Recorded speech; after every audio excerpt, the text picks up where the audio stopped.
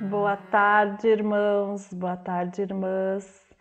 É com muita alegria, com muita gratidão que estamos novamente aqui para refletirmos, para pensarmos sobre os ensinamentos do Mestre Jesus e sobre a doutrina espírita. Meu nome é Alessandra Conceição dos Santos, sou trabalhadora desta casa, da Casa Sociedade de Auxílio e Fraternidade. E hoje, o nosso tema inicia com um questionamento. E é o seguinte: os espíritos influenciam nossas vidas? O que vocês acham? E para responder esse questionamento, nós fomos para o Livro dos Espíritos. Lá nós encontramos a resposta na questão 459. Que a questão ela é a seguinte: influem os espíritos em nossos pensamentos e em nossos atos? E a resposta a esse questionamento foi: muito mais que imaginais. Influem a tal ponto que, de ordinário, são eles que vos dirigem. De ordinários são eles que vos dirigem. Então, não só influenciam, como nos dirigem, nos conduzem, nos governam. Então, partindo desse pressuposto, partindo dessa informação, que somos influenciados, que somos governados, intuídos por irmãos desencarnados, e sabemos também, sabendo que nós temos um Pai amoroso, justo, e que esse Pai nos deu o livre-arbítrio, nos deu a oportunidade para escolher que governo, que influência. Se essa influência vai ser benéfica ou se vai ser maléfica, ou se vai ser uma influência que vai nos trazer situações difíceis no futuro. Cabe a nós também escolhermos e nos proteger também. Então, nós podemos ser governados por espíritos benfeitores, espíritos de elevada moral, espíritos que vão nos intuir a coisas boas,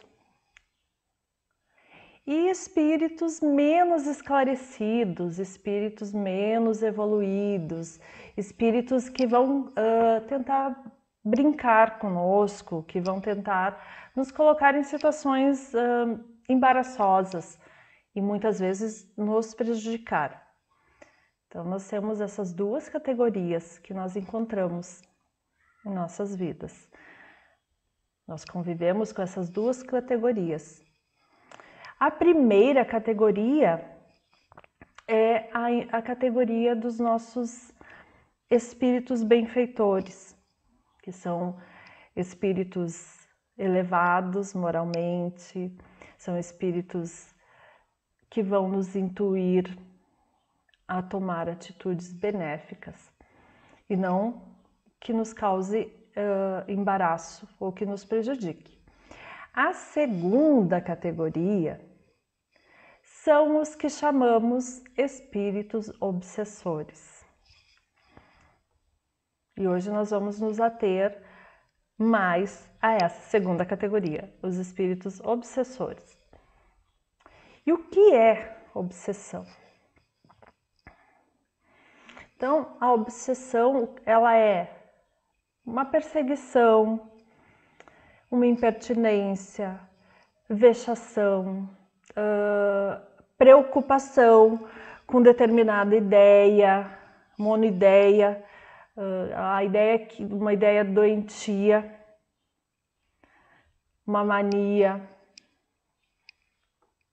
Isso é obsessão. E quem são os obsessores? E aí fomos também para o Pentateuco, mas desta vez nós fomos para o livro dos médiuns, no capítulo 23, a questão 237, fala que são sempre espíritos inferiores que vão procurar nos dominar, né? Porque os bons, eles não vão exercer constrangimento. Então, essa resposta vem para nos dar certeza, né, que o espírito superior, ele não vai dominar, ele não vai gerar constrangimento. São os espíritos inferiores que os fazem. E são os nossos conhecidos obsessores. Mas vamos continuar, mas quem são esses obsessores? Eles são espíritos menos evoluídos e eles ainda carregam sentimentos como a inveja, a raiva, a cobiça, a necessidade de vingança. Eles se satisfazem com o sofrimento alheio. Mas, se a gente for analisar, eles são como eu, como você, né? Que muitos de nós já conseguimos evoluir e não carregar sentimentos como inveja, raiva, cobiça, né? O ego, o apego material. Mas muitos de nós ainda temos uma sementinha ali de alguns sentimentos desses. Então, o obsessor nada mais é do que alguém como nós, que por algum motivo está tentando nos prejudicar, digamos assim. Muitas vezes nós vamos pensar assim, nós nas encarnações anteriores, nós não fomos anjos, nós prejudicamos pessoas. E hoje nós estamos na carne. E esses irmãos estão desencarnados. E eles nos encontraram aqui na carne, nos encontraram neste momento. E aí eles querem cometer uma vingança. E a partir dali começa o processo obsessivo, né? Então, inimigos de outros tempos que nós temos ajuste de contas. São irmãos sofredores também.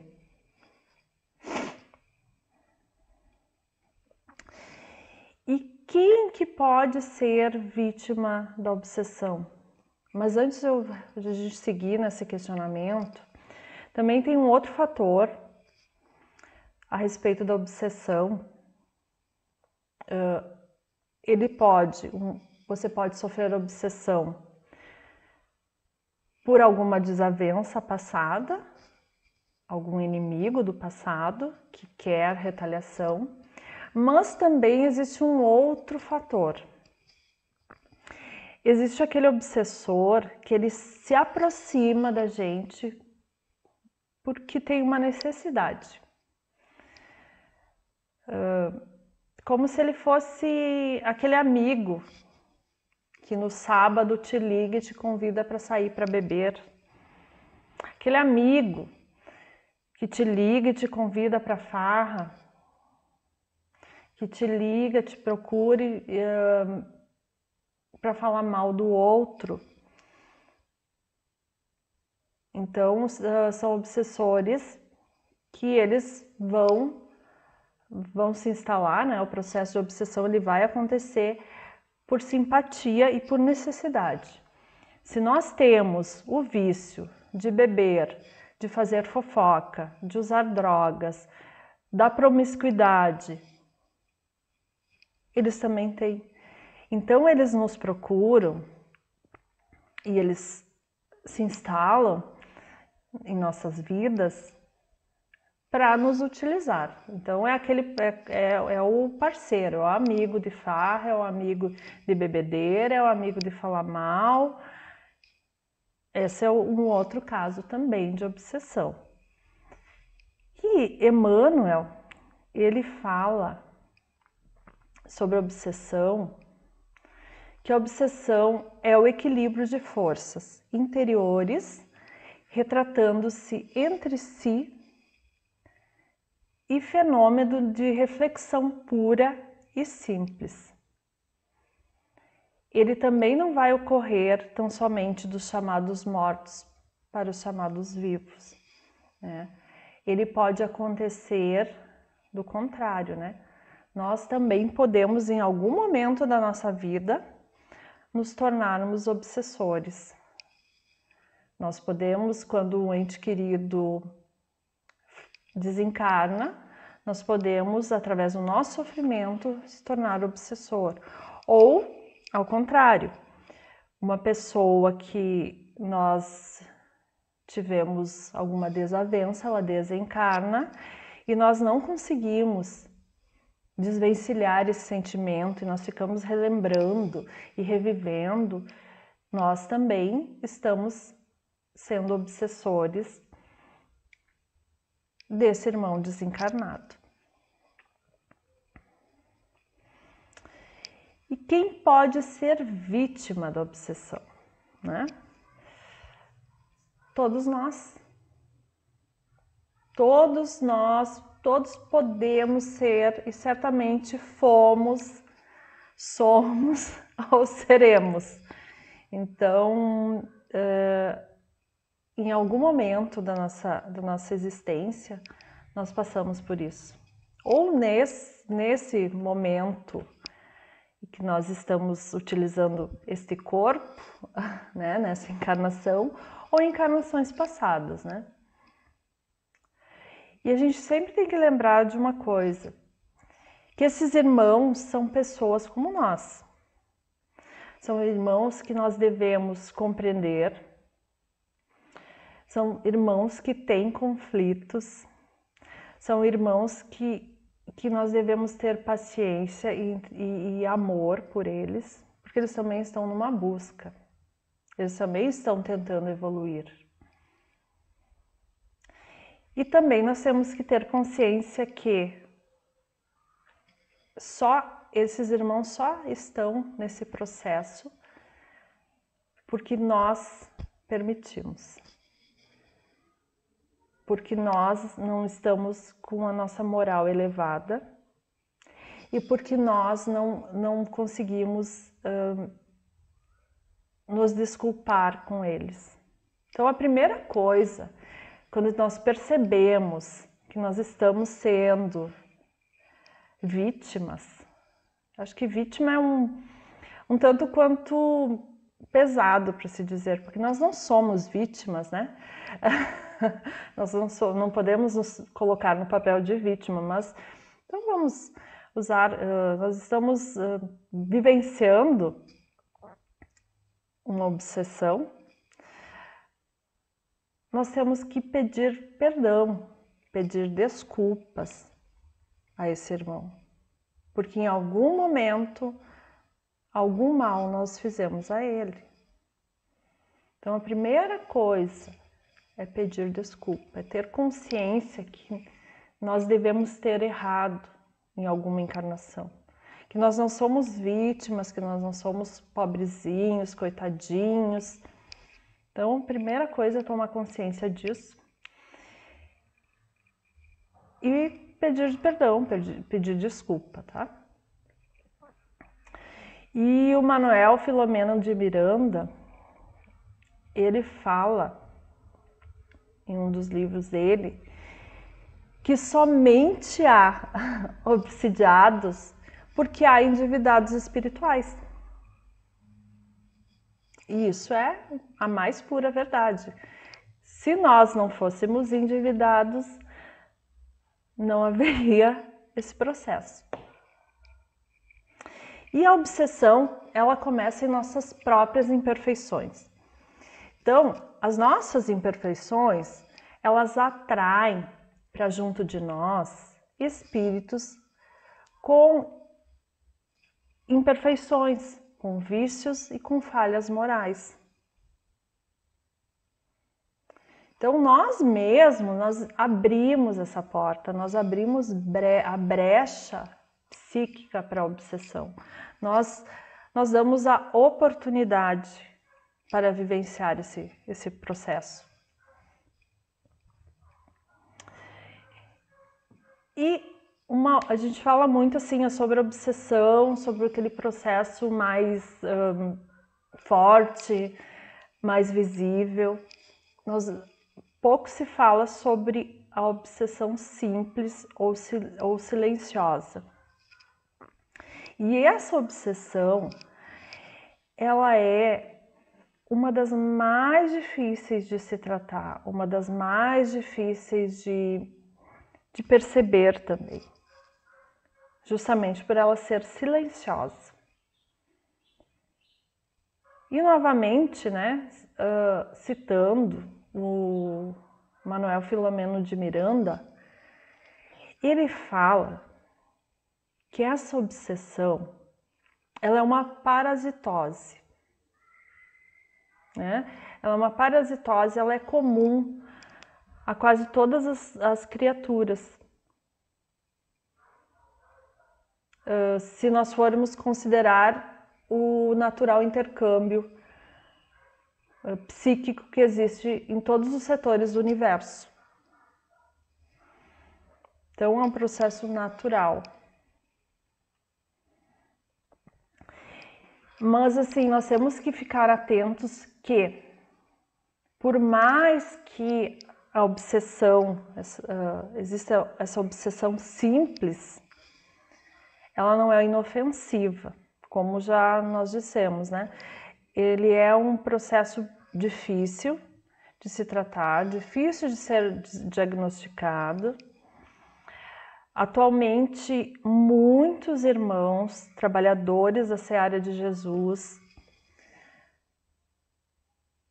se afastam dos seus trabalhos em função desta obsessão. Porque ela vai se instalando silenciosamente. Nós não vamos percebendo. São ideias, são monoideias que surgem, são necessidades de prazer, de vulgaridade, de vícios. São sentimentos de impiedade, de ciúmes, de raiva, desconfiança, sentimento de insegurança, sentimento de preguiça. Pode surgir a mania de perseguição, desejo de isolamento, pesadelos, mal-estar sem motivo aparente, pensamentos negativos. E dali, assim, através do pensamento negativo, começam a vir outros pensamentos de perseguição, de que alguém está te caluniando, de que fizeram alguma injustiça. E vai assim, silenciosamente, essa obsessão vai se instalando na tua vida. E ela é silenciosa, ela vai aos poucos e ela faz um estrago enorme. Ao contrário da outra obsessão, do outro processo obsessivo, que alguns processos obsessivos né? Eles são mais fortes, existem até as manifestações, né, mediúnicas. Esse processo não. E ele vai se instalando e nós não vamos percebendo, e às vezes vão causando brigas e desentendimentos dentro do local de trabalho, dentro da nossa casa, dentro do próprio meio espírita. Então, assim, vamos ficar muito atentos a esses sinais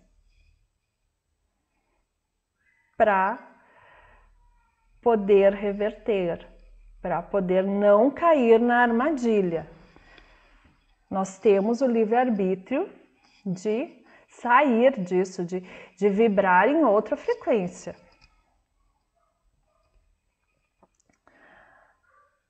E como é que nós vamos modificar isso? Como é que nós vamos modificar esse estado?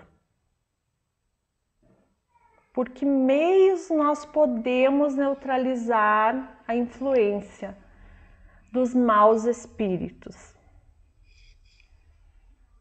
Essa é a questão 469 do Livro dos Espíritos. Mas antes de a gente verificar a resposta, eu particularmente falar que são maus espíritos, penso eu que é exagerado.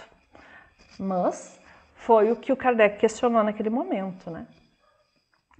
E daí a resposta é uma coisa é bem fácil, gente. É bem fácil. Não sei por que existe o obsessor. Por que a gente passa por isso? Praticando bem, pondo Deus em toda a vossa confiança, repelindo a influência dos espíritos inferiores, desconfiando, especialmente o que exalta orgulho, pois esse geralmente é o nosso lado fraco. E na questão 479, Kardec questiona a respeito da prece. Se a prece é um meio eficaz para a cura da obsessão. E a resposta que ele recebeu é que sim, que a prece ela é um poderoso socorro para todas as horas, nós já sabemos disso, mas contra a obsessão também. E aí também segue a resposta, né, dizendo que não basta só murmurar, não basta só dizer palavras ao vento, né? Nós temos que sentir isso. Tem que ser uma prece verdadeira. E não somente se limitar a pedir. Por quê? Porque o obsessor, na posição que ele está, ele consegue ter uma percepção muito maior do que nós estamos sentindo, do que nós estamos vivenciando.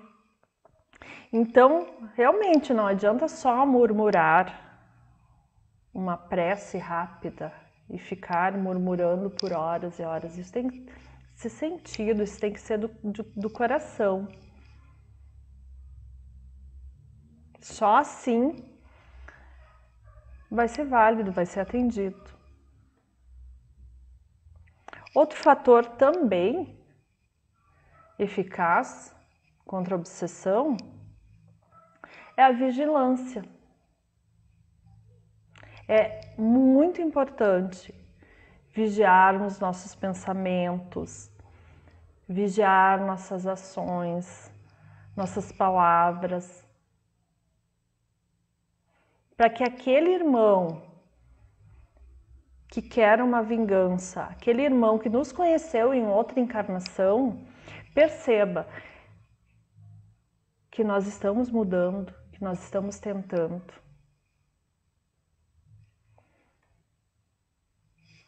Outro item importantíssimo: buscar a reforma íntima, buscar o autoconhecimento através da reforma íntima. Fazer o evangelho no lar, em casa. É um momento muito importante. Além de fazer as leituras edificantes, evitar ficar assistindo coisas não muito edificantes, coisas violentas. Buscar também o socorro espiritual, se achar necessário. Buscar não frequentar lugares dúbios. Apesar de que agora, nesse momento, nós não estamos saindo muito, né? Mas existem lugares que nós ficamos expostos, né? À mercê dos irmãozinhos. Então, assim, a primeira coisa que a gente tem que fazer, né? Que já foi falado, a partir do momento que percebermos que existe um irmão obsessor, um irmão desencarnado tentando nos influenciar, é fazer prece, pedir desculpa, pedir perdão. Claro que, eu não sei o que eu fiz para esse irmão. Não sabemos mesmo. Mas pedir que se em algum momento magoou, se em algum momento foi em outro momento, que estamos buscando evolução, estamos buscando melhorar, pedir perdão, pedir que esse irmão seja atendido pela espiritualidade. E fazer a reforma íntima.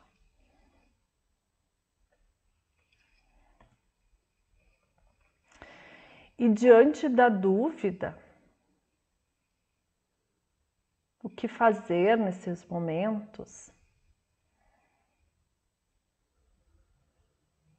Siga Jesus. Diante da dúvida sobre falar ou não falar mal de alguém, siga Jesus.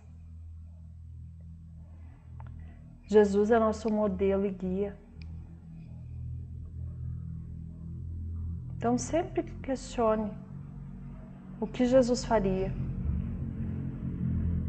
e peça apoio.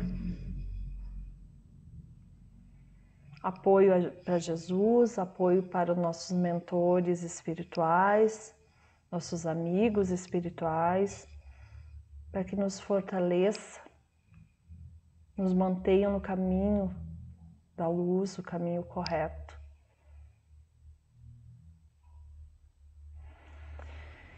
E nosso tempo, infelizmente, está encerrando. Espero ter colaborado nessa tarde. É um assunto que tem muito que se falar, mas o principal é a reforma íntima, a mudança e os bons pensamentos. Sempre vibrarmos no bem, vibrarmos na frequência do bem. E vamos encerrando esse momento com muita gratidão. Vamos nos preparando para a prece final. Vamos fechando os olhos sentindo essa luz, esse amor do nosso Mestre, esse abraço fraterno, Mestre Jesus.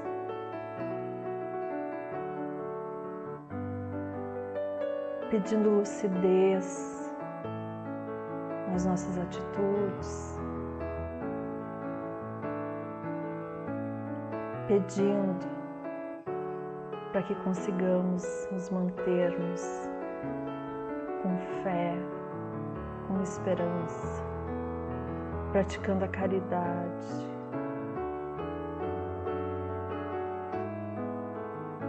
praticando o amor ao próximo,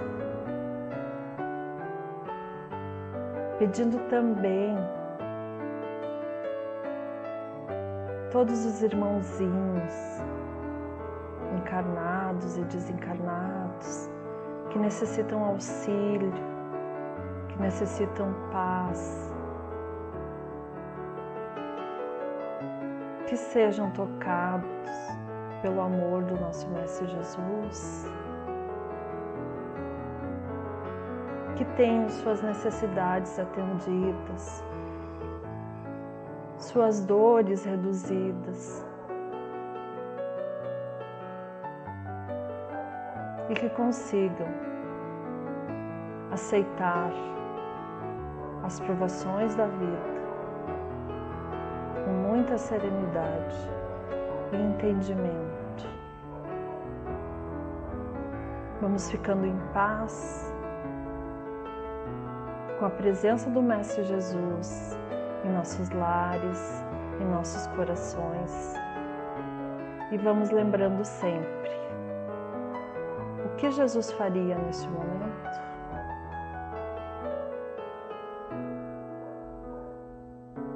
Uma ótima semana, que assim seja.